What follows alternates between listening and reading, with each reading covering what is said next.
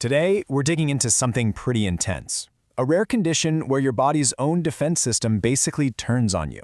It's called Guillain-Barré Syndrome, and the scary thing is it can start with a simple sickness, but end in a way you'd never, ever expect. I mean, just think about that for a second. How is that even possible?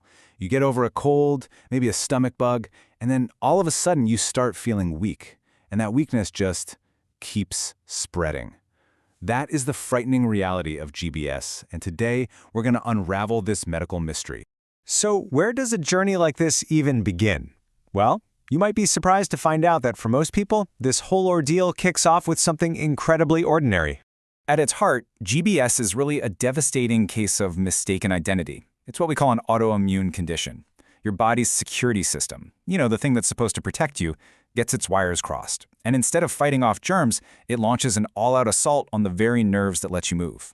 And here's the wild part. Look at what can trigger this. A simple fever, a bacterial infection like Campylobacter, which you can get from undercooked chicken, or a common virus like CMV. Now, the leading theory for why this happens is something called molecular mimicry. It's a mouthful, but the idea is simple. The germs look so much like our own nerve cells that when the immune system goes to attack the infection, it gets confused and starts attacking our nerves too. It literally can't tell the difference between the enemy and you. Okay, so the immune system is on the attack, but what is it actually doing inside your body? How does this all lead to a total system short circuit? Okay, think of your nerves like the electrical wires in your house. Myelin is the rubber coating, the insulation, that lets the electrical signal travel super fast and get where it needs to go. In GBS, the immune system comes in and strips that insulation right off the wires. And the result? The signals from your brain get scrambled, they get slowed down, or they just get blocked completely. Your brain is screaming, "Move," but the message just never arrives. And this is where we see that classic and frankly terrifying pattern of GBS. It almost always starts in the legs, and it starts on both sides at the same time. It's this weakness, this tingling in your feet that then just starts climbing up your legs, into your torso, then your arms, and in the most serious cases, it reaches the muscles that control your breathing. But it's not just weakness, oh no. The damage causes a whole cascade of other dangerous problems. When doctors test your reflexes, that little tap on the knee, there's nothing. Patients can have horrible nerve pain where even the touch of a bedsheet is agony.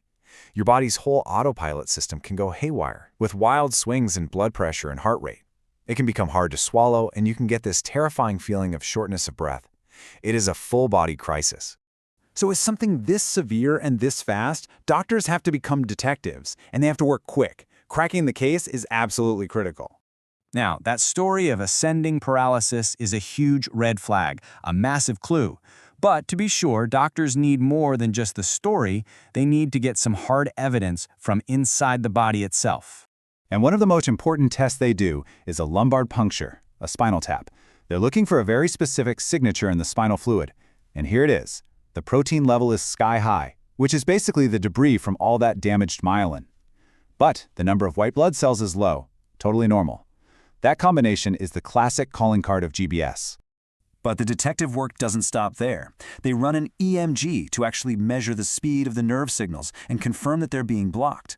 They'll do blood tests to hunt for those rogue antibodies and maybe find the original infection that started all this. And crucially, they're constantly using spirometry to measure breathing strength because losing that ability is the #1 most immediate danger.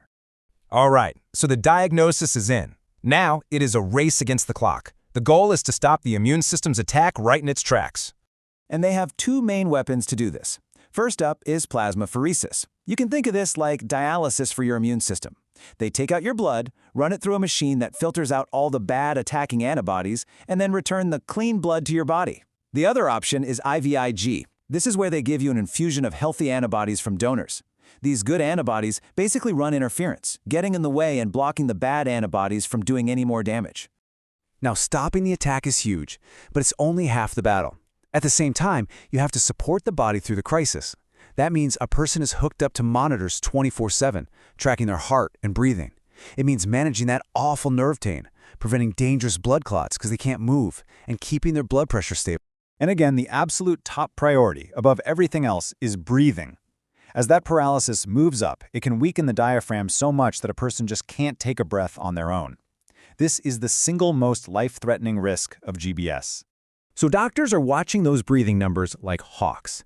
When a patient's vital capacity, that's the biggest breath they can blow out, drops below a certain point, it's a huge warning sign.